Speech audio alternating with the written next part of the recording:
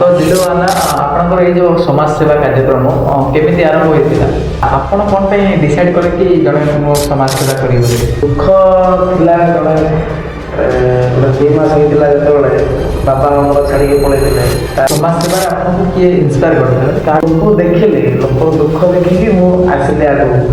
ଲୋକଙ୍କ ସହିତ ଯେଉଁ ପର୍ଯ୍ୟନ୍ତ ବି ମୁଁ ବଞ୍ଚିଛି ଲୋକଙ୍କ ସହିତ ରହିଥିବି ଆଉ ସବୁଦିନ ପାଇଁ ରହିବି।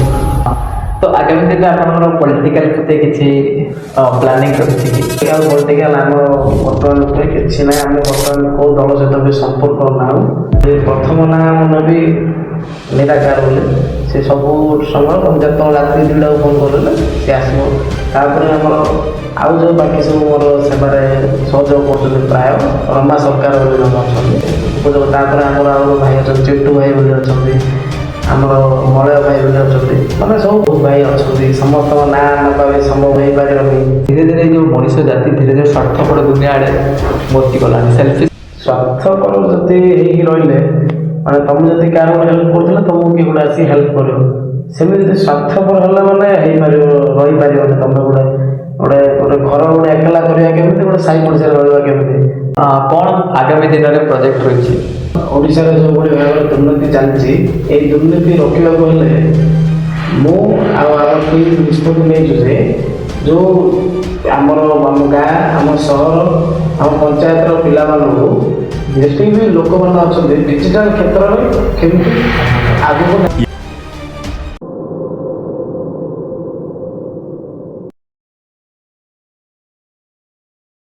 ତ ନମସ୍କାର, ମୁଁ ରିପନ୍ ସ୍ୱାଗତ କରୁଛି ଆମର ଏହି ଡିଜିଟାଲ ଓଡ଼ିଶା ବ୍ରଡକାଷ୍ଟ କାର୍ଯ୍ୟକ୍ରମକୁ। ଆଜି ଆମ ସହିତ ଜଡ଼ିତ ହୋଇ ରହିଛନ୍ତି ଯିଏକି ଜଣେ ଯୁବ ସମାଜସେବୀ ଦିଲୁଆନା ନାମରେ ପରିଚିତ। ତ ତାଙ୍କ ସହ ଆମେ ଆଲୋଚନା କରିବା ତାଙ୍କର ଜୀବନରେ ସମାଜସେବା କେମିତି ଷ୍ଟାର୍ଟିଂ ହେଲା ଆଉ କ'ଣ ରହିଛି ଏହି ସମାଜସେବାର ମୂଳ ଉଦ୍ଦେଶ୍ୟ, ସେ ଉପରେ ବିଶେଷ ଏହି ବ୍ରଡକାଷ୍ଟ କାର୍ଯ୍ୟକ୍ରମରେ ଆଲୋଚନା କରିବା। ତ ସ୍ୱାଗତ କରୁଛି ଆମର ଏହି ବ୍ରଡକାଷ୍ଟ କାର୍ଯ୍ୟକ୍ରମକୁ। ନମସ୍କାର, ଜୟ ଶ୍ରୀରାମ। ତ ଦିଲୁଆନା, ଆପଣଙ୍କର ଏଇ ଯେଉଁ ସମାଜ ସେବା କାର୍ଯ୍ୟକ୍ରମ କେମିତି ଆରମ୍ଭ ହୋଇଥିଲା? ଏମିତି ଆରମ୍ଭ ହେଇଥିଲା, ପ୍ରଥମତଃ ଆମେ ଲୋକ ଦୁଃଖ ବୁଝିଲୁ। ଆମେ ଗୋଟେ ଗରିବ ଲୋକ ଯିଏକି ଆମେ ଯେଉଁ ବି ସ୍କୁଲ ଗଲାବେଳେ ସେମିତି ହେଲ୍ପ ନେଚର ଗୋଟେ ରହିଥିଲା। ତାପରେ ପରେ ଧୀରେ ଧୀରେ ଯେବେ ବଡ଼ ହେଇଗଲୁ ତ କିଛି ଜିନିଷ ଶିଖିବାକୁ ମିଳିଲା କି ଜଣଙ୍କ ଖୁସି ଦେଲେ ଆମେ ଗୋଟେ ଖୁସି ହେଇପାରିବା। ସେଇଭଳି ମନୋଭାବରେ ଗୋଟେ ଚାଲିଲା ଆଉ ସମାଜ ସେବା ପରେ। ଆପଣ ଏଇ ଯେଉଁ ସମାଜ ସେବାଟାକୁ ଆପଣେଇଲେ, ଏଇ ଯେଉଁ ପାଠପଢ଼ା କାର୍ଯ୍ୟକ୍ରମ ଗୁଡ଼ାକୁ ଛାଡ଼ିକି ଆପଣ ସମାଜ ସେବାକୁ କ'ଣ ପାଇଁ ପ୍ଲାନ୍ କଲେ? ଆପଣ ମୁଁ ଜଣେ ସମାଜ ସେବା କରିବି ବୋଲି ପ୍ଲାନ୍ କଲେ?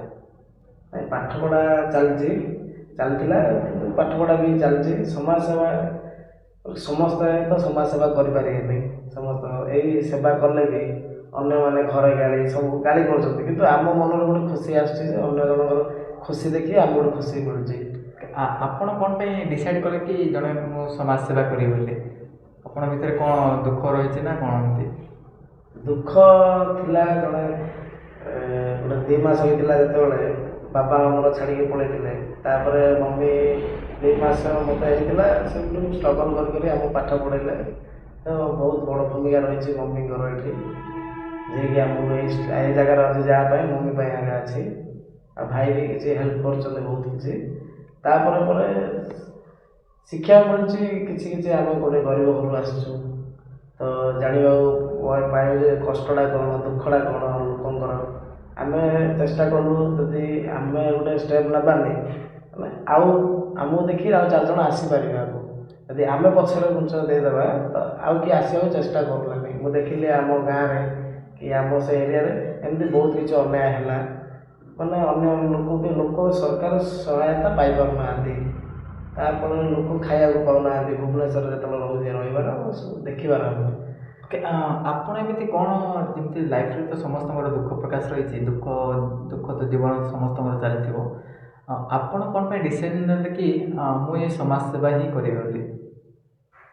ମୁଁ ଡିସିସନ୍ ନେଲି ଏଥିପାଇଁ ଯେ ସମାଜ ସେବା କରିବାର ମୂଳ ଉଦ୍ଦେଶ୍ୟ ହେଉଛି ଗୋଟେ ଭୋକିଲା ପେଟରେ ଆମେ ଗୋଟେ ଦାନା ଦେଇପାରୁଛୁ।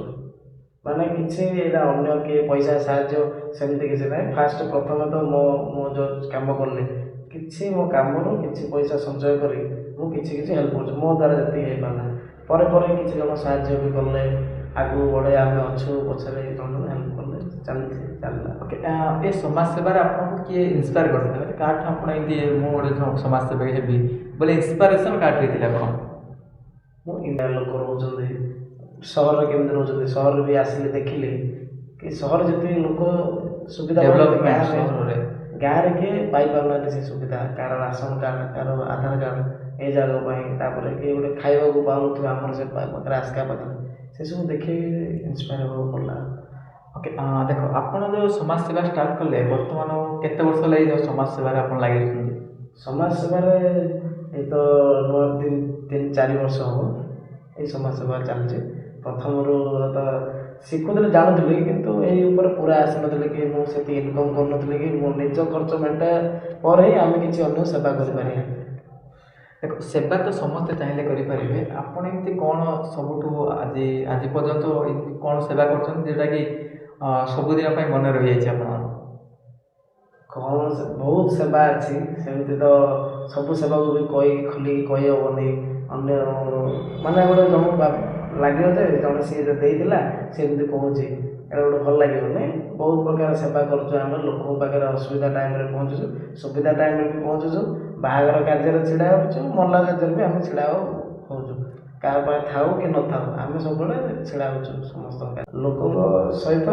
ଯେଉଁ ପର୍ଯ୍ୟନ୍ତ ବି ମୁଁ ବଞ୍ଚିଛି ଲୋକଙ୍କ ସହିତ ରହିବି, ରହିଥିବି, ଆଉ ସବୁଦିନ ପାଇଁ ରହିବି।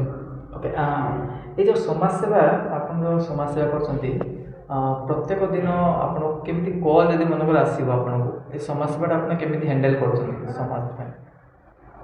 କଲ୍ ଆସିଲେ ବହୁତ କଲ୍ ମିସ୍ ବି ହେଇପାରୁଛି। କେତେଟା ମାନେ ଗାଈ ଗୋମାତା ଆମର ଯେଉଁ ଅଛନ୍ତି ତାଙ୍କମାନଙ୍କୁ ଖାଇବା ଫୁଡ୍ ଡୋନେସନ୍ ହଉ କି କେଉଁଠି ଗୋଚାଲା ହେଇଯାଉଛି, ଫୋନ୍ ଆସିଥାଉଛି, ବ୍ରହ୍ମପୁର ଭାଇମାନେ ଅଛନ୍ତି ଆମର ଫୋନ୍ କରିଥାଉଛନ୍ତି, କେତେଟା ମିସ୍ କଲ୍ ହେଇଯାଉଛି। ନିଜ କାମ ବି ରହିଥାଉଛି, ପରିବାରର କାମ ରହିଥାଉଛି, କି ପାଠପଢ଼ା, ଏମିତି ବହୁତ ଅନେକ ଅଛି, ନିଜର ୱାର୍କ ବି ଅଛି। ସେସବୁ ଦେଖିବାକୁ ଗଲେ କେତେଟା ଜିନିଷ ମିସ୍ ହେଇପାରୁଛି, ବହୁତ ଦୁଃଖ ଲାଗୁଛି। ଚେଷ୍ଟା କରୁଛୁ ସବୁ ସମୟରେ ପହଞ୍ଚିବା ପାଇଁ ଲୋକଙ୍କ ପାଖରେ। ଓକେ, ଆପଣଙ୍କର ଏଇ ଯେଉଁ ଏଜୁକେସନ୍ କେମିତି, ପଢ଼ାପଢ଼ି କେମିତି ଚାଲିଛି ସମାଜ ସେବା ଭିତରେ? ପଢ଼ାପଢ଼ି ଡିପ୍ଲୋମା, ଆମର କ୍ୱାଲିଫିକେସନ୍ ସରିଗଲାଣି, ଡିପ୍ଲୋମା ସରିଯାଇଛି, ଏବଂ ବର୍ତ୍ତମାନ ଚାଲିଛି, କାମ ଚାଲିଛି ମୋର। ଏଇ ଯେଉଁ ସମାଜ ସେବାରେ ଆପଣ ପ୍ରତ୍ୟେକ ଦିନ କେତେ ଘଣ୍ଟା ବିତାଉଛନ୍ତି ଆପଣ? ସମାଜ ସେବାରେ ସେମିତି ତ କିଛି ଟାଇମ୍ ନଥାଏ, କେଉଁଠି ବି ଗୋଟେ କିଛି ଫ୍ରି ଟାଇମ୍ ମିଳିଗଲେ ଚାଲ ଏଇଠି ଗୋଟେ ଚାଲ କାଉମାନଙ୍କୁ କିଛି ଦେଇଦେବା, ମାନେ ପାଣି ହଉ କି ବିସ୍କେଟ୍ ହଉ ତାକୁ ଗୋଟେ କିଛି ଦେଇଦେବା, ଗୋଟେ କିଛି ଟାଇମ୍ ମିଳିଲେ ମାନେ ଆମେ ତ ଏମିତିରେ ଚାଲିଥିବା ଆମ ଜୀବନଟା ଦ୍ୱାରା ସବୁବେଳେ କାମ ପଡ଼ିବ। ସେତିକି ଭିତରୁ ଆମେ ଟାଇମ୍ କାଢ଼ିକି କେତେବେଳେ ଗାଈମାନଙ୍କ ପାଇଁ, କେତେବେଳେ ମାଙ୍କଡ଼ମାନେ ଗୋଟେ ବସିଥିବେ ଦଳ, ତାକୁ ଦେଖି ଆମେ ଗୋଟେ କିଛି ସହାୟତା କରୁଛୁ, ଚାଲିଛି। ଓକେ, ଆପଣ ଏମିତି କ'ଣ ସମାଜ ପ୍ରତି ସେବା ଯୋଗାଇ ଆସୁଛନ୍ତି ନିଜ ଭିତରେ, ନିଜ ଆଡ଼ୁ କ'ଣ ସେବା ଯୋଗାଇ ଆସୁଛନ୍ତି ବର୍ତ୍ତମାନ ପର୍ଯ୍ୟନ୍ତ?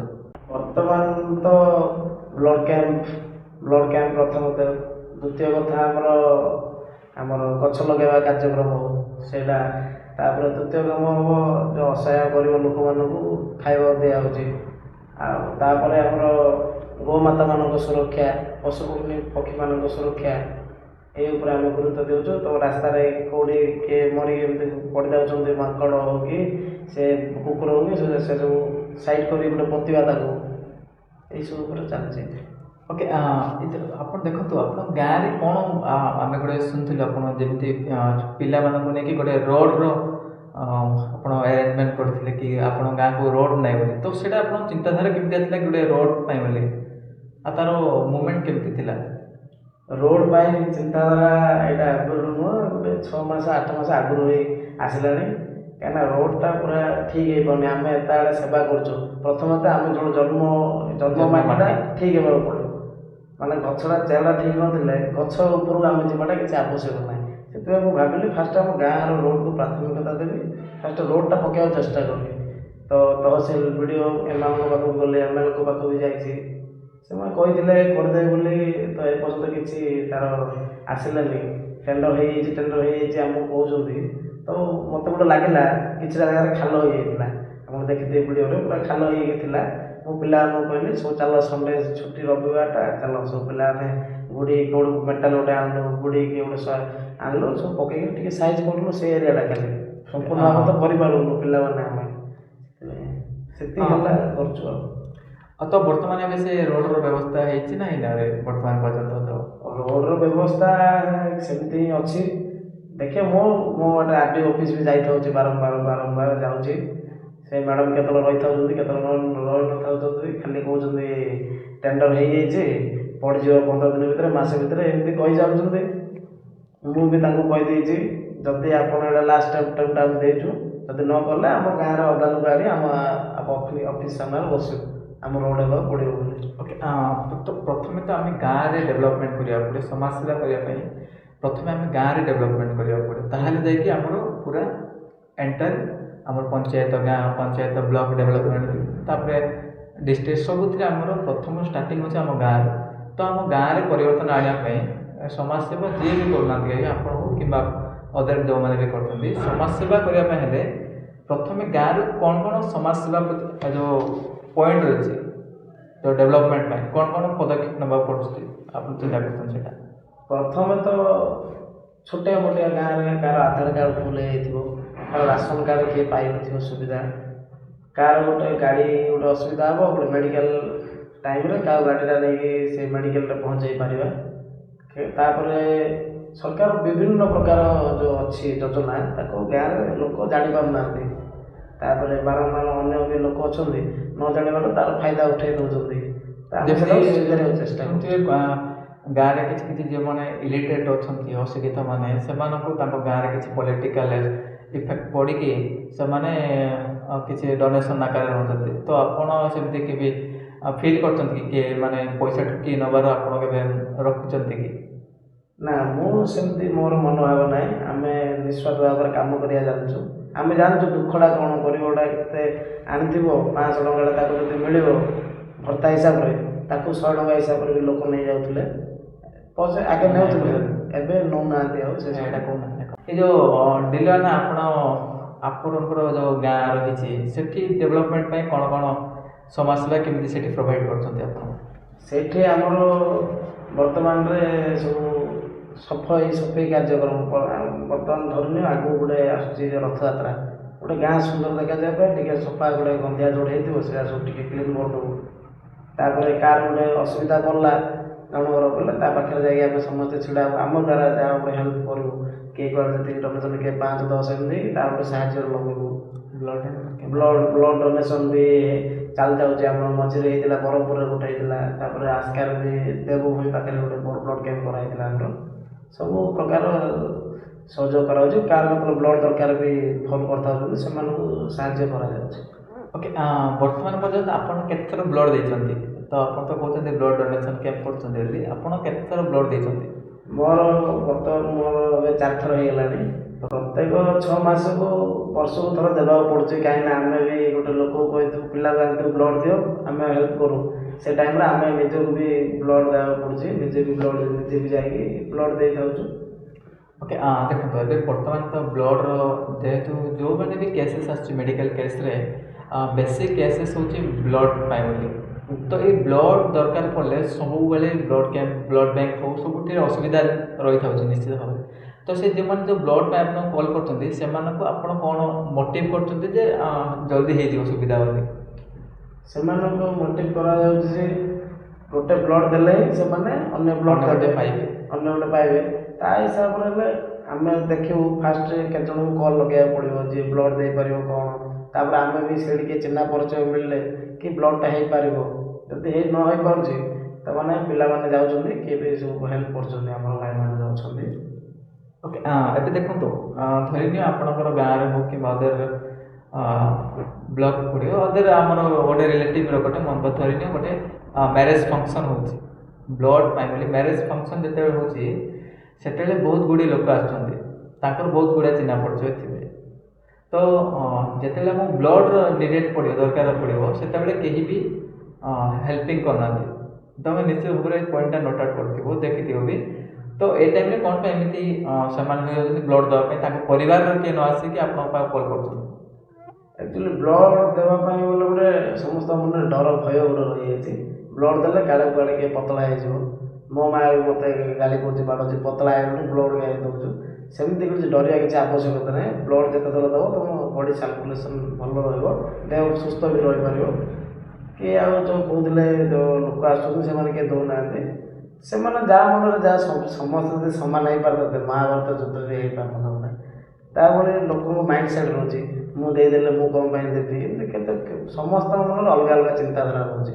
କିନ୍ତୁ ଆମେ ମନରେ ଗୋଟେ ଜଣେ ଆମକୁ ଦେଖିବି ଆଉ 4 ଜଣ ଇନ୍ସପାୟାର ହେଇପାରିବେ କି ଅନ୍ୟ ଜଣ କିଏ ବ୍ଲଡ଼ ଦରକାର ହେଲେ କିଏ ଆସିପାରିବେ। ସେମିତି ଆମର ଯେତିକି ପିଲା ଅଛନ୍ତି ଆସୁଛନ୍ତି ଚାରିଆଡ଼େ ଯିବା ଆସିବା କରୁଛନ୍ତି। ଓକେ, ଆପଣ ଯେଉଁ ସମାଜ ସେବାରେ କେତେ ଯେଉଁ ମାନେ ଯେଉଁ କରୁଛନ୍ତି ସମାଜ ସେବା, କେତେ ଆପଣଙ୍କର ଟିମ୍ ମେମ୍ବର୍ସ ଥାଇକି କାମ କରୁଛନ୍ତି ଏଇଟା? ଟିମ୍ ମେମ୍ବର୍ସ ତ କହିଲେ ହେବନି, ସେମାନଙ୍କୁ ମୋର ସବୁ ବଡ଼ ଭାଇ ସାନ ଭାଇ ସବୁ ହେବେ ମୋର। ସବୁ ଆସୁଛନ୍ତି 8-10 ହେଇକି ସବୁ ପିଲା ଯେତେବେଳେ ଯୁଆଡ଼େ ଡାକିବେ ସବୁ ଆସି ସବୁ ମିଶିକି ଯାଉଛୁ, ସବୁ ମିଶିକି କାମ କରୁଛୁ। ଓକେ ଦିଲୱାନ, ଆପଣ ଯେଉଁ ଏ ସମାଜ ସେବା କରୁଛନ୍ତି ଏ ସମାଜ ସେବାର ମୂଳ ଉଦ୍ଦେଶ୍ୟ କ'ଣ? ସମାଜ ସେବାର ମୂଳ ଉଦ୍ଦେଶ୍ୟ ହେଉଛି ଗୋଟେ ସମାଜରେ ଗୋଟେ ପ୍ରେରଣା ଦେଲା ଭଳି, ମାନେ ଏମିତି ଯୁବକ ଆଗକୁ ଆସିବାକୁ ପଡ଼ିବ। ଯଦି ଯୁବକ ଆଜିକା ଡେଟ୍ରେ ଯଦି ଆଗକୁ ଆସିବେନି ତ ଅଶିକ୍ଷିତ ଲୋକ ହିଁ ସେ ଜାଗାରେ ରହିକି ଭ୍ରଷ୍ଟାଚାର ବଢ଼ି ଚାଲିବ। ଯଦି ଯୁବକ ଗୋଟେ ଆଗକୁ ଜାଣିବା ଶୁଣିବା ଲୋକ ଯଦି ଆଗରେ ରହିଲା, ସେ କଥାଟା ସେ ଜାଣିଛି, ସୋସିଆଲ ମିଡ଼ିଆ ବି ସେ ଆକ୍ଟିଭ୍ ରହିପାରିବ।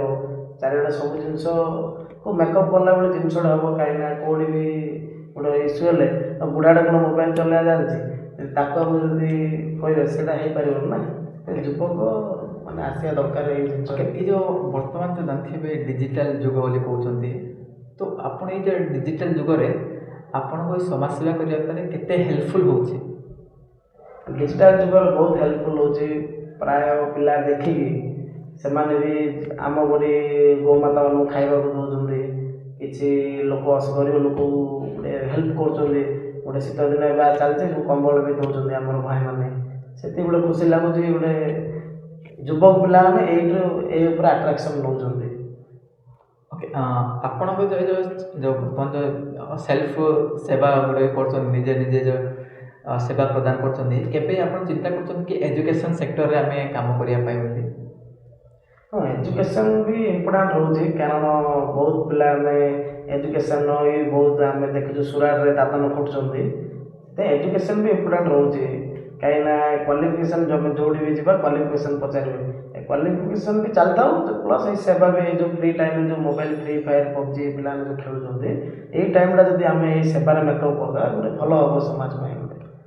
ଦିଲୱାନ, ଏବେ ଦେଖିଥିବେ ଧରିନିଅ ଗୋଟେ ପିଲା ଯାକ ଧୀରେ ଧୀରେ ଏଇ ଯେଉଁ ଇଲିଟରେଟ୍ ମାନେ ଅଛନ୍ତି, ଓକେ ଦିଲୱାନ, ଏବେ ଦେଖିଥିବେ ପିଲାମାନେ ବହୁତ ଜଣ ଏଇ ଯେଉଁ ମୋବାଇଲରେ ପଢ଼ିକି କିମ୍ବା ଅନନେସେସରି ଏ ଯେଉଁ ମୋବାଇଲ ପବଜି ଫ୍ରି ଫାୟାର ଖେଳିକି ଏମାନେ ଧୀରେ ଧୀରେ ଇଲିଟରେଟ୍ ମାନେ ଅଶିକ୍ଷିତ ଭଳିଆ କାମ କରୁଛନ୍ତି। ତ ସେମାନଙ୍କୁ ଆପଣଙ୍କ ତରଫରୁ କ'ଣ ମେସେଜ ରହିବ କି ସେମାନେ ପାଠପଢ଼ା ପ୍ରତି ଆଟ୍ରାକ୍ଟ ହେବେ?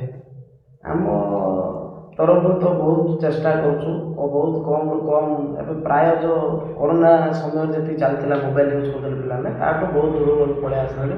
ଆମେ ତା ପାଇଁ ବି ଖଲି ପଡ଼ିଆ ଗୋଟେ ଆମ ଗାଁରେ ଏବେ ନୂଆରେ ଷ୍ଟାର୍ଟ କରିଦେଇଛନ୍ତି।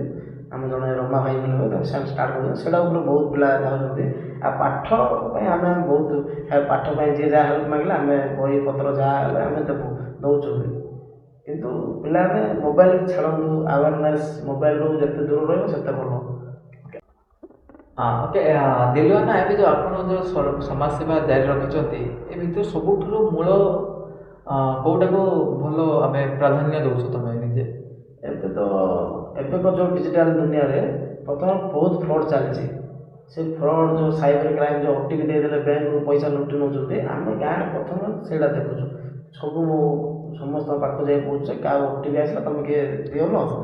ଏଇ ଯେଉଁ ସାଇବର ସିକ୍ୟୁରିଟି ଚାଲିଛି ସେଇଟା ଉପରେ ଆପଣଙ୍କର ଗାଁରେ ହଉ କିମ୍ବା ଆପଣଙ୍କ ପଞ୍ଚାୟତ ସବୁଠିରେ ଗୋଟେ କ୍ୟାମ୍ପ କରିକି ସାଇବର ସିକ୍ୟୁରିଟିରେ ନିଜେ ଯେଉଁଟାକି ଆୱାରନେସ୍ କରୁଛ ଆପଣ ଏଇଟା?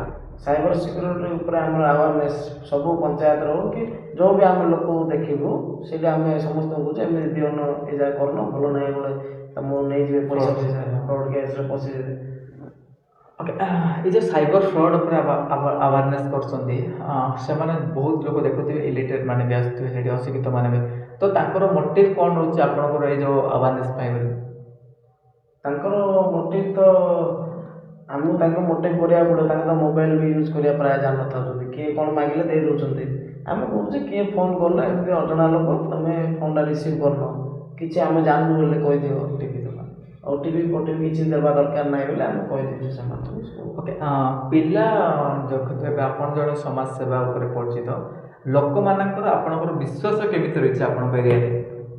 ଲୋକମାନଙ୍କର ବହୁତ ବିଶ୍ୱାସ ରହିଛି କି ଦିଲୁ ଆଗକୁ ଯାଇକି ଏଇଟା କରିବ ସେଇଟା କରିବ, କି ଦିଲୁ ଭଲ ଲାଇନ୍ ଗଲା, କି ଏମିତି ଥିଲା ସେମିତି ଥିଲା। ଲୋକଙ୍କ ଅନେକ ଲୋକ ଅନେକ କଥା, କିଛି ଲୋକ ବହୁତ ଲୋକ ତ ଭଲ ହିଁ ଆସିବ, କାହିଁକିନା ଆମେ କିଛି ଖରାପ କରୁନୁ କାର୍ଯ୍ୟ, ତ ଭଲ ଚାଲିଛି। ଲୋକମାନେ ବହୁତ ସପୋର୍ଟ କରୁଛନ୍ତି, ବହୁତ ଭଲ ପାଇବା ଦେଉଛନ୍ତି। ଯେଉଁଠି ଯାଉନା କାହିଁକି ସମସ୍ତେ ଭଲ କହୁଛନ୍ତି, ଏଇଟା ଗୋଟେ ଭଲ ଲାଗୁଛି। ଓକେ, ଆପଣ ଯେଉଁ ଗାଁରେ ଆସୁଛନ୍ତି ସେ ଗାଁ କେଉଁ ଜିଲ୍ଲାର ରହିଛି? ଆମ ଗାଁ ଗଞ୍ଜାମ ଜିଲ୍ଲା ଆସ୍କା ବ୍ଲକ ଜଗଦଲପୁର ଗାଁ, ଆମ ପଞ୍ଚାୟତ କୁଠଗଡ଼ା ପଞ୍ଚାୟତ। ଆପଣଙ୍କ ଯେଉଁ ପଞ୍ଚାୟତ ରହିଛି ଏ ପଞ୍ଚାୟତରେ କେତୋଟି ଗାଁରେ ଆପଣ ଏଇ ଯେଉଁ ସେବା ପ୍ରଦାନ କରୁଛନ୍ତି? ଆମ ପଞ୍ଚାୟତରେ ପ୍ରାୟ 4ଟି ଗାଁକୁ ଆମେ ରିକଭର କରିଦେଲୁଣୁ, ଆଉ ଗୋଟିଏ ଗାଁ ରହିଛି। ତ ଧୀରେ ଧୀରେ ନୂଆ ସେବା ଷ୍ଟାର୍ଟ ହେଇଛି ଆମର ପ୍ରଥମତଃ, ତ ଧୀରେ ଧୀରେ ଗୋଟେ ଗୋଟେ ଗାଁକୁ ଆମେ ରିକଭର କରି ଯାଉଛୁ। ଓକେ, ଏଇ ଯେଉଁ ସମସ୍ତ ସେବା ରହିଛି ଆପଣ ଯେତିକି ଯେଉଁ ସେଲ୍ଫ ଏ ଯେଉଁ ଫଣ୍ଡ କେମିତି ଅଛି ସେବା ଯେଉଁ କରିବା ପାଇଁ ଯେଉଁ ପଇସା କିଛି ଲାଗୁଥିବ ନା, ଯେମିତି ହଉ ଡୋନେସନ୍ ହଉ କିମ୍ବା ସେତିକି ପଇସା ଆପଣଙ୍କର କେମିତି ଆସିଛି ଫଣ୍ଡ ପାଇଁ? ଫଣ୍ଡ ପାଇଁ ତ ଖାସ କରି ପ୍ରଥମେ ତ ଯେଉଁ ଷ୍ଟାର୍ଟ ହେଲା ସବୁ ନିଜେ ହିଁ ସବୁ କରିବାକୁ ପଡ଼ିବ। ପ୍ରଥମେ ତ ଷ୍ଟେପ୍ଟା ନିଜେ ହିଁ ପକାଇବାକୁ ପଡ଼ିଲା। ତାପରେ ଧୀରେ ଧୀରେ ଯେତେବେଳେ ଆମେ ଆଗକୁ ଗଲୁ, କାହାର ଗୋଟେ ଜନ୍ମଦିନ ପଡ଼ିଲା, କିଏ ଗୋଟେ ଏମିତି ଦେଇ ଦେଉଛନ୍ତି ଦିଲୁ ନେ ଏଇଟା କେଉଁ ସେବାରେ ଲଗେଇବୁ। ସୋ ଏମିତି ବହୁତ ଲୋକ ବହୁତ ହେଲ୍ପ କରୁଛନ୍ତି। ସେମିତି ମୁଁ କହିପାରିବିନି ସବୁ ମୁଁ ନିଜେ କଲି, ସବୁ ଭାଇମାନଙ୍କ ଦ୍ୱାରା ଆଜି ମୁଁ ଏଇଠି ଅଛି। ଆଉ ଜଣେ ଭାଇ ବି ଅଛନ୍ତି, ସେ ସବୁବେଳେ ମୋର ସବୁ ପରିସ୍ଥିତିରେ ତାଙ୍କ ନାଁ ମନା କରୁଛନ୍ତି କହିବା ପାଇଁ, ତ ବହୁତ ଭଲ ଭାଇ।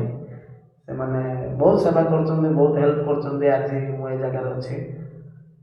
ଓକେ, ଆପଣ ଯେଉଁ ଅର୍ଫାନ୍ ଯେଉଁମାନେ ଅନାଥ ପିଲାମାନଙ୍କୁ ରହିଛନ୍ତି ସେମାନଙ୍କୁ ସେବା କରିବା ପାଇଁ ଆପଣଙ୍କୁ କେମିତି ଗୋଟେ ମନୋଭାବ ଆସିଛି? ସେମାନଙ୍କୁ ଦେଖିଲେ ଆଖିରେ ଲୁହ ଆସିଲେ ବି ରଖିବା ପାଇଁ ପଡ଼ୁଛି। ଗୋଟେ ମା ବାପା ଛୁଆଟା ପିଲାମାନେ ସେମାନେ ବହୁତ ଦୁଃଖ କଷ୍ଟରେ ଅନାଥ ଆଶ୍ରମ ବି କରୁଛନ୍ତି, ବହୁତ ଭଲ କରୁଛନ୍ତି। ବାଟରେ ଘାଟରେ ତାଙ୍କେ ପଡ଼ିକି ରହିଥାନ୍ତେ, ସେଇ ଯାଇକି ଖାଇ ପିଇକି ଶିକ୍ଷିତ ବି ଟିକେ ଏଜୁକେଟେଡ଼ ବି ଲାଇନ୍ ଗଲେଣି, ବହୁତ ପିଲା ପାଠ ପଢ଼ୁଛନ୍ତି। ମୁଁ ବର୍ଷକୁ ମୁଁ ଯାଇଥାଉଛି ଦୀପାବଳି, ଯେଉଁ ଦୀପାବଳିରେ ବି ମୋର ରହୁଛି ମୋଟିଭେସନ୍ ଯେ ବାଣ ଫୁଟାଇବା ଅପେକ୍ଷା ମୁଁ ସେ ପଇସା ନେଇକି ଆମ ଦୀପାବଳି ସେଇଠି ସେଲିବ୍ରେସନ୍ କରିବାକୁ ମୋତେ ବହୁତ ଭଲ ଲାଗେ। ଦିଲୁଆନା, ଆପଣଙ୍କୁ କେବେ ଯେଉଁ ସମାଜ ସେବା କରିବା ପାଇଁ କେବେ ଡର ଲାଗେନି କି ଏତେ କମ୍ ବୟସରେ ଆପଣ ଏଇ ଯେଉଁ ସମାଜ ସେବାରେ ଲାଗିଛନ୍ତି? ଯେଉଁ ଆପଣ ରୋଡ଼ କଥା କହିଲେ, ରୋଡ଼ରେ ଯେଉଁ ଗୋଟେ ରୋଡ଼ ହେଇନଥିଲା ଗାଁକୁ, ଆପଣଙ୍କର ଯେଉଁ କିଛି ପଲିଟିକାଲ ପ୍ରେସର ଆସିଥିବ, ଆପଣଙ୍କୁ କେବେ ଚିନ୍ତା କରୁଛନ୍ତି? ତ କମ୍ ବୟସରେ କେମିତି ଆପଣ ଏଇଟା ହ୍ୟାଣ୍ଡେଲ୍ କରୁଛନ୍ତି? ଆଜ୍ଞା ଭାଇ, ସେବା କରିବାକୁ ଗଲେ ବୟସ ନିର୍ଦ୍ଧାରିତ ସେମିତି ଆମର କିଛି ନାହିଁ। ଆପଣ ମନରେ ସେ ଭାବନା ଥିବାକୁ ପଡ଼ିବ ଯେ ଆମେ ଲୋକଙ୍କ ସେବା କରିପାରିବା। ଲୋକ ଯଦି ତୁମର ସେ ମନର ଭାବନାଟା ଯେଉଁ ପର୍ଯ୍ୟନ୍ତ ଆସେନି, ସେ ପର୍ଯ୍ୟନ୍ତ ତୁମକୁ ଡର ଲାଗିବ, ଇଏ କହିବ ସିଏ କହିବ, ସେ ଭାବନା ଆସେ। ଯେଉଁ ପର୍ଯ୍ୟନ୍ତ ସେ ମନରେ ସେ ଭାବନା ପଳାଇଲା ଆମେ ସେବା କରୁ, ସେ ସେବା କଲେ ଆମକୁ ଖୁସି ମିଳିବ, ତାପରେ ତୁମକୁ ଡର ଭୟ କିଛି ଲାଗିବନି। ଆଜ୍ଞା ମୁଁ ତ କାହାକୁ ଡରୁନି ଆଜ୍ଞା, ମୁଁ ସିଧା କଥା କହୁଛି, ମୁଁ କାହିଁକି ଡରିବି? ମୁଁ କ'ଣ ଭୁଲ କରିଥିଲି ନା ମୋର ଡର ଲାଗିବ? ତ ମୁଁ କେତେ ସବୁ ବହୁତ ବଡ଼ ସବୁ ଲୋକ କହୁଛନ୍ତି ଏଇଟା କରିଦେ ତତେ, ତୁ ଏଇଟା କ'ଣ ପାଇଁ କରୁଛୁ, ପୋଲିସ ଆଇ ତତେ ଏଟା କରିଦେ। ଆରେ କ'ଣ ପାଇଁ ଆମେ ଡରିବା? ଆମେ ତ ଲୋକଙ୍କ ଭଲ ପାଇଁ ଆମେ କାର୍ଯ୍ୟ କରୁଛୁ, ଖରାପ ତ ଆପଣେଇନୁ ନା, ଆମକୁ ଡର ଲାଗିବ? ଓକେ, ଦିଲୁଆନା ଏବେ ଦେଖୁଥିବେ କି ଜଣେ ଧରିନିଅ ଗୋଟେ ମୁଁ ଷ୍ଟୋରି ଗୋଟେ କହୁଛି। ଜଣେ ମେଡ଼ିକାଲରେ ଆଡ଼ମିଟ୍ ହେଇଛି, ତ ତାକୁ ବ୍ଲଡ଼ର ରିକ୍ୱାରମେଣ୍ଟ ଆସିଲା। ତ ସେ କ'ଣ କରୁଛନ୍ତି, ଟିକେ ବ୍ଲଡ଼ ଯାହା କହିଲେ ସେମାନେ ଟିକେ ଡିପ୍ରେସନ୍ ଟାଇପ୍ର ହେଇକି ସେମାନେ ସଡନ୍ଲି ପଲିଟିକାଲ ଲିଡର ହଉ କିମ୍ବା ଅଦର୍ସମାନଙ୍କୁ ସେମାନେ ଫୋନ୍ କରୁଛନ୍ତି। ଆପଣ ନିଶ୍ଚିତ ଭାବରେ ଏଇଟା 100% ସିଓର ଯେ ସେମାନେ 100% ପଲିଟିକାଲ ଲିଡର ପାଖକୁ ସେମାନେ ବ୍ଲଡ଼ ପାଇଁ ବୋଲି କଲ୍ କରିବେ। ଏଇଟା 100% ସିଓର, ନିଶ୍ଚିତ ଭାବରେ ତୁମେ ଏଇଟା ଫେସ୍ କରୁଛ କି ନାହିଁ? ତ ସେ ପଲିଟିକାଲ ଲିଡର ଏଟାକୁ କେମିତି ହ୍ୟାଣ୍ଡେଲ୍ କରୁଛନ୍ତି, ଆଉ ଆପଣଙ୍କୁ କେମିତି ଏଇଟା ଆପଣଙ୍କ ଏଇ ପ୍ରୋବ୍ଲେମଟା କେମିତି ସଲ୍ଭ କରୁଛନ୍ତି? ପଲିଟିକାଲ ଲିଡର କେମିତି ସଲ୍ଭ କରୁଛି, ଆଉ ଆପଣ ଏଟାକୁ କେମିତି ସଲ୍ଭ କରୁଛନ୍ତି? ଆପଣଙ୍କ ମୁହଁରୁ ମୁଁ ସେ ଜିନିଷଟା ଶୁଣିବା ପାଇଁ ଚାହୁଁଛି। ପଲିଟିକାଲ ମାନେ ହେଉଛି ରାଜନୀତି, ରାଜନୀତି ମାନେ ହେଉଛି କୂଟନୀତି। ତାପରେ ଆମେ ଦେଖିବାକୁ ଗଲେ ରାଜନୀତି ମାନେ ସବୁ ହଁ ଆ କରୁ। ଆଉ ଆମେ ଯଦି ଆମର ଯୋଉଟା ହଁ କଲୁ ମାନେ ସେ କାର୍ଯ୍ୟ ନ କଲା ଯାଏ ଆମକୁ ଗୋଟେ ଭଲ ଲାଗିବନି। ସେ ଜିନିଷ ମନରୁ ଗୋଟେ ଖରାପ ଇଚ୍ଛା ହବ ଯେ ଗୋଟେ ଆମ ଲୋକଟା ସାହାଯ୍ୟ ମାଗିଲା ଆମେ ତାକୁ ସାହାଯ୍ୟ ଦେଇପାରିଲୁ। ଆଉ ସେମାନେ ହଜାର ଲୋକ ହଁ କରିଥିବେ ସେମାନଙ୍କୁ ସେମିତି କିଛି ଫରକ ପଡ଼ିବନି। ସେଇଟା ରାଜନୀତି ଅଲଗା ବାଟ ରହିଲା। ଆମେ ଆମର ସମାଜ ସେବା ଜାରି ରହିବା। ଏ ପର୍ଯ୍ୟନ୍ତ ସମାଜ ସେବାରେ ଆମେ ସମର୍ପିତ କରୁଛୁ। ଯେଉଁମାନେ ବି ସମାଜ ସେବା କରୁଛନ୍ତି ଧୀରେ ଧୀରେ ସେମାନେ ପଲିଟିକାଲରେ ଇନଭଲ୍ଭ ହେବା ପାଇଁ ଚେଷ୍ଟା କରୁଛନ୍ତି। ତ ଆପଣଙ୍କର କ'ଣ ସେମିତି ପ୍ଲାନିଂ ରହିଛି କି? ସେମିତି ତ କିଛି ପ୍ଲାନିଂ ନାହିଁ ବର୍ତ୍ତମାନ ଦେଖିବାକୁ ଗଲେ।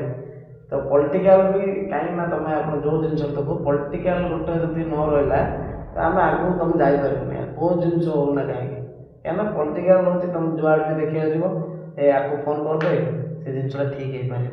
ସେମିତି ତ ଦେଖିବାକୁ ଗଲେ ଆମେ କେଉଁଥିରେ ବି ହେଉନା କାହିଁକି ଯଦି ଆମେ ଯିବୁ ଗାଡ଼ିଟା ଗୋଟେ ମାଡ଼ ହେଇଯାଇଛି ତ ଆମେ ଧରିବାକୁ ଯିବୁ ଗାଡ଼ି ଦରକାର। ଯଦି ଆମେ ଫୋନ୍ କରିବୁ ସେ ଗାଡ଼ି ଆସିବ କି ନାହିଁ ଟିକେ ଡାଉଟ୍। ଅନ୍ୟ ଜଣେ କିଏ ଫୋନ୍ କଲା ସେ ଦବଦବାରେ ସେ ଗାଡ଼ି ହଠାତ୍ କିନା ପଳେଇ ଆସୁଛି। ସେଇପାଇଁ ଟିକେ ସମସ୍ତେ ଯେଉଁ ଯାଉଛନ୍ତି ସେ ଆମକୁ ବି ସେମିତି ଇଚ୍ଛା ତ ନାହିଁ କିନ୍ତୁ ବାଧ୍ୟରେ ଯିବାକୁ ପଡ଼ିବ ଯେ ଆମେ ଆଗକୁ ଯଦି ସେବା ଆଗକୁ ବଢ଼ିବାକୁ ଚାହୁଁଛୁ ସେଟା ଆପଣେଇବାକୁ ପଡ଼ିବ। ଓକେ, ତ ଆଗାମୀ ଦିନରେ ଆପଣଙ୍କର ପଲିଟିକାଲ ପ୍ରତି କିଛି ପ୍ଲାନିଂ ରହିଛି କି? ଆଗାମୀ ବର୍ତ୍ତମାନ ସୁଦ୍ଧା ଆମର ସେମିତି କିଛି ପ୍ଲାନିଂ ନାହିଁ ପଲିଟିକାଲ ଆମେ ନିଃସ୍ୱାର୍ଥ ଭାବରେ ସମସ୍ତଙ୍କୁ ସେବା ଯୋଗାଇ ଦେବୁ ଏ ପଲିଟିକାଲ ଆମ ବର୍ତ୍ତମାନ ଉପରେ କିଛି ନାହିଁ। ଆମେ ବର୍ତ୍ତମାନ କେଉଁ ଦଳ ସହିତ ବି ସମ୍ପର୍କ ନାହୁଁ ସହିତ ଇନଭଲ୍ଭ ନାହୁଁ। ତ ଆଗକୁ ବି ରହିବୁ କି ନ ରହିବୁ ସେଇଟା ସମୟ କହିବ କିନ୍ତୁ ବର୍ତ୍ତମାନ ସୁଦ୍ଧା ଆମ ସେବା କାର୍ଯ୍ୟ ଚାଲିଛି। ଆମେ ସେବା କରିଚାଲିବୁ ଆଗକୁ ମଧ୍ୟ। ଓକେ, ଏଇ ଯେଉଁ ଆପଣ ଯେତେ ବର୍ଷଠୁ ଏଇ ଯେଉଁ ସମାଜ ସେବା ଆରମ୍ଭ କରିଛନ୍ତି ଆପଣ କ୍ୟାରିୟରରେ ସବୁଠାରୁ କେବେ ଏମିତି ଦୁଃଖ ପ୍ରକାଶ କରିଥିଲେ? ସମାଜ ସେବା କ୍ୟାରିୟରରେ ଦୁଃଖ ପ୍ରକାଶ ତ ସେମିତି କିଛି ଆସିନି। ଯେପଟୁ ଗଲୁ ସେପଟୁ ବହୁତ ଖୁସି ବା ଫିଲ୍ ହେଉଛି। ଆମେ ଅନ୍ୟ ଜଣଙ୍କୁ ହେଲ୍ପ କରୁଛୁ ବହୁତ ଖୁସି ଲାଗୁଛି। ସେପଟୁ କିଛି ଫିଲ୍ ଆଣି କାହାକୁ ଯଦି ଆମେ ହେଲ୍ପ ନ କରିପାରୁ ସେଇଟା ମନକୁ କେବେ ଫାଇନାନ୍ସିଆଲି ଇସ୍ୟୁ ପଡ଼ିଯାଉଛି ଆମକୁ ସେତେବେଳେ ମନ ଦୁଃଖ ହେବ। ଜଣେ ଆମକୁ ଖାଇବାକୁ ମାଗୁଛି ଆମେ ଦେଇପାରୁନୁ ସେଇଟା ବହୁତ ଦୁଃଖ ଲାଗୁଛି। ଆଉ ସେମିତି କିଛି ଦୁଃଖ ଆସିନି। ଆପଣଙ୍କ ଜୀବନରେ ଏମିତି କେମିତି ଦୁଃଖ ଆସିଲା ଲାଇଫରେ କେମିତି କେବେ ସବୁଠୁ ଦୁଃଖ ପ୍ରକାଶ କରିଥିଲେ ଲାଇଫରେ?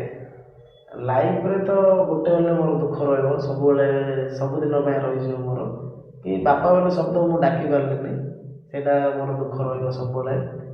ବାପା 2 ମାସ ଥିଲା ମୋତେ 2 ମାସ ହେଇଥିଲା ବାପା ଚାଲିଗଲେ ସେ ଦୁଃଖ ତ ରହିବ ସବୁବେଳେ ସମସ୍ତଙ୍କର ରହୁଛି। ବାପା ହେଲେ ଗୋଟେ ଯେଉଁ ରହୁଛନ୍ତି ବାପା ଥିଲେ କେବେ ପୁଅ ସବାରେ ହାର ନା ସେମିତି ଗୋଟେ ରହିଥାଉଛି। ତ ମୁଁ ସେଇଟାକୁ ସେ ସପୋର୍ଟ ମିଳିଲେ କିନ୍ତୁ ମୋ ଭାଇ ସେଇଟା ସବୁବେଳେ ମୋତେ ସବୁ ସପୋର୍ଟ କରୁଛି।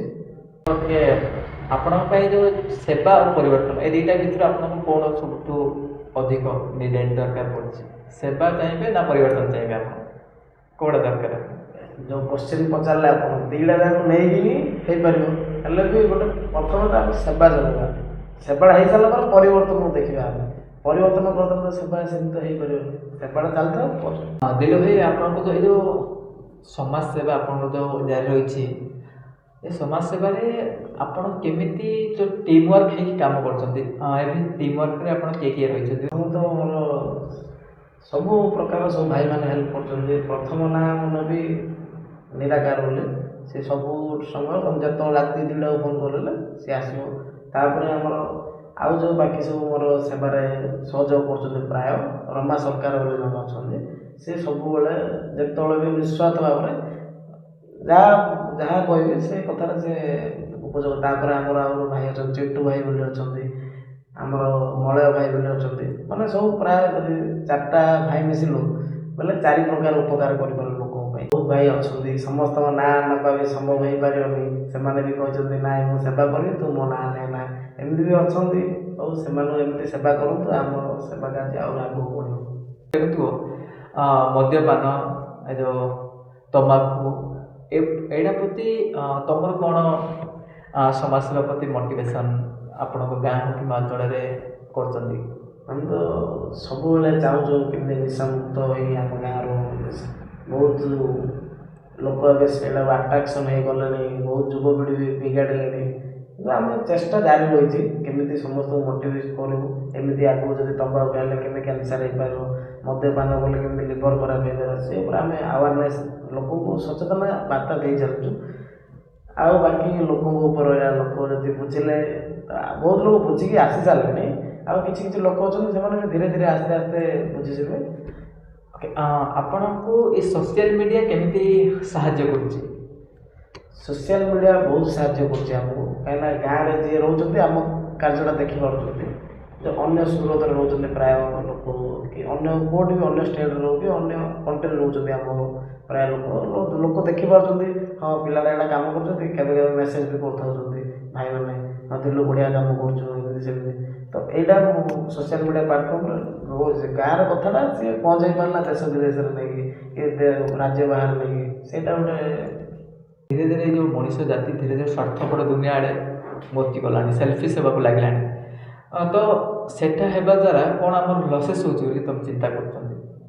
ସ୍ୱାର୍ଥପର ଯଦି ହେଇକି ରହିଲେ, ମାନେ ତୁମେ ଯଦି କାହାର ଗୋଟେ ହେଲ୍ପ କରୁଥିଲେ ତୁମକୁ କିଏ ଗୋଟେ ଆସିକି ହେଲ୍ପ କରିବ, ସେମିତି ଯଦି ସ୍ୱାର୍ଥପର ହେଲା ମାନେ ହେଇପାରିବ ରହିପାରିବନି। ତୁମେ ଗୋଟେ ଘର ଗୋଟେ ଏକଲା କରିବା କେମିତି, ଗୋଟେ ସାହି ପଡ଼ିଶାରେ ରହିବା କେମିତି, ସେଇଭଳି ଫିଲ୍ ତୁମ ସ୍ୱାର୍ଥପର ହେବ, ସେଇଭଳି ଫିଲ୍ ହେବ। ତ ଆଜିକାଲି ଏ ଯେଉଁ ଦୁନିଆରେ ଦେଖୁଥିବେ ତୁମେ ସ୍ୱାର୍ଥପର ଧୀରେ ଧୀରେ ବଢ଼ି ବଢ଼ି ଲାଗିଛି, ସେମାନଙ୍କୁ ଆପଣଙ୍କ ତରଫରୁ କ'ଣ ମୋଟିଭ୍ ରହିବ କି ମେସେଜ୍ ରହିବ ଆପଣଙ୍କ ପାଇଁ? ନାଇଁ, ବହୁତ କିଛି ପିଲା ବି ଆଉ ଡାକିଲେ ମୋର କିଛି କାମ ନଥିବ, କହିବେ ନାଇଁ ଭାଇ ଏଠି କାମ ଅଛି, ଆଉ ତ ସେ ପିଲାମାନଙ୍କୁ ଡାକି ଆଣିବାକୁ ପଡ଼ିବ। ଲୋକ ପିଲା ତ କେହି ସେବାକୁ ଆସିବେନି, କେତେ ଜଣ ତ ଆସୁଛନ୍ତି କିନ୍ତୁ କେତେଜଣ ଆସିବେନି, ସେମାନଙ୍କୁ ବହୁତ ବାର ବୁଝାଇବାକୁ ପଡ଼ିବ। ଦୁଃଖଟା ବୁଝେ, ଗାଈମାନେ କେତେ କଷ୍ଟ ପାଉଛନ୍ତି ସେଇଟା ବୁଝେ, ଲୋକମାନେ ଖାଇବା ପାଉନି, ତୁ ଗୋଟେ ଦେ ଗୋଟେ ଥର ଦେଇ ଖୁସିକି ଦେଖେ, ସେମାନଙ୍କୁ ନେଇକି ଗୋଟେ ଥର ଟ୍ରାଏଲ୍ ଦେଲା ପରେ, ସେମାନେ ଯେଉଁ ସେବା ଦେଲା ପରେ, ନାଇଁ ଭାଇ ଆମେ ଆଥର ଆସୁ, ଗୋଟେ ଥର ଯଦି ଦେଖିଦେଲା ଯେ କଷ୍ଟ, ମାନେ ସିଏ ଆସିବାକୁ ବାଧ୍ୟ, ମାନେ ତା ମନରୁ ଗୋଟେ ରହିଯିବ ତ ଗୋଟେ ଖୁସି ଗଲେ ଆସୁ। ଦିଲ୍ଲୀନା ତୁମର ଏଇ ଯେଉଁ ସମାଜ ସେବାରେ କ'ଣ ଆଗାମୀ ଦିନରେ ପ୍ରୋଜେକ୍ଟ ରହିଛି? ଆଗାମୀ ଦିନରେ ଆମେ ଚେଷ୍ଟା କରୁ ଗୋଟେ NGO ବୋଲି ଗୋଟେ ଖୋଲିକି ପ୍ରତ୍ୟେକ ଗାଁରେ ସମସ୍ତେ ଯେଉଁ ସରକାରୀ ସୁବିଧା ସବୁ ପାଇପାରୁନାହାନ୍ତି, ଯେଉଁ ଜାଣିପାରୁନାହାନ୍ତି, ବୁଝିବା ପାଇଁ ଖାଲି ଆମେ ଗୋଟେ କ୍ୟାମ୍ପ କରିକି ଗୋଟେ ଦିନ ଲାଗୁ, 4 ଦିନ ଲାଗୁ, 5 ଦିନ ଲାଗୁ, ଗୋଟେ ଲୋକରେ ପୁରା ବୁଝେଇବୁ ଯେ ଏଇ ଯୋଜନା ଏଇଥିପାଇଁ ତୁମେ ଏଇଟାରେ ଉପକୃତ ଅଛ, ତୁମେ ପାଇପାରୁନ କ'ଣ ପାଇଁ, ତାକୁ ପାଇବା ପାଇଁ ଆମେ ଚେଷ୍ଟା କରୁ, ସମସ୍ତେ ସରକାରୀ ସୁବିଧା ପାଇପାରନ୍ତେ, ଆମର ଲକ୍ଷ୍ୟ ହେଉଛି ସେତିକି। ଦିଲ୍ଲୀନା ଏବେ ଦେଖିଥିବେ ତୁମେ ତ ବହୁତ ସେବା ପ୍ରଦାନ କରୁଛନ୍ତି କିମ୍ବା କରୁଥିବେ, ଯାହା ବି ହେଉ ସେବାରେ ଯେଉଁ ରହିଲେ ଆପଣଙ୍କୁ ଟିକେ ପଲିଟିକାଲ ଲୋକମାନେ ଟିକେ ଇନଭଲ୍ଭ କରିବା ପାଇଁ ଚେଷ୍ଟା କରୁଥିବେ, କି ବହୁତ ଲୋକ ଆପଣଙ୍କୁ କହୁଥିବେ କି ତୁମେ ଏ ଦଳର ନେତା ହେଇଛ କିମ୍ବା ସେ ଦଳର ହେଇଛ, କି ବହୁତ ଜଣ କ'ଣ କହୁଥିବେ, ତ ସେମାନଙ୍କ ପାଇଁ ଆପଣଙ୍କ କ'ଣ ମେସେଜ୍ ରହିବ?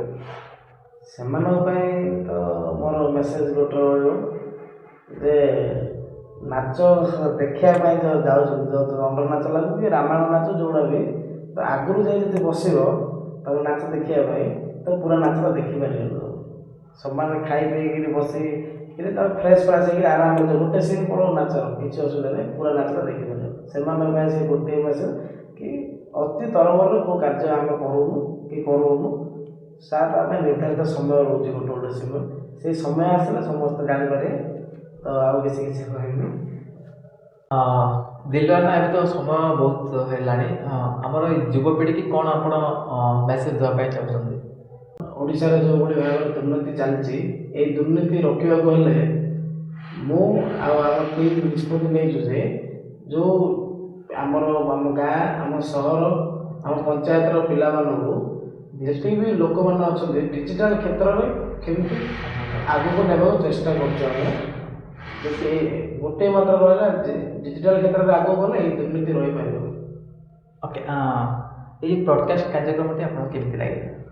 ବହୁତ ଭଲ ଲାଗିଲା, ଆଉ ଆଗକୁ ମଧ୍ୟ ଏମିତି ଆପଣ ପଡ଼କାଷ୍ଟ ନିଅନ୍ତୁ, ବହୁତ ସୁନ୍ଦର କିଛି ନୂଆ ଲୋକଙ୍କୁ ଇନ୍ସପାୟାର ହେଇ ଯେଉଁ ଆପଣ ଏଠି ଆଣୁଛନ୍ତି, ବହୁତ ଭଲ ଲାଗୁଛି, ଖୁସି ଲାଗିଲା। ଧନ୍ୟବାଦ। ଟିପି ରଖନ୍ତୁ ପ୍ରତ୍ୟେକ ଦିନ ସନ୍ଧ୍ୟା 6 ଘଣ୍ଟିକା ସମୟରେ ଆମର ଏହି ଡିଜିଟାଲ ଓଡ଼ିଶା ୟୁଟ୍ୟୁବ୍ ଚ୍ୟାନେଲରେ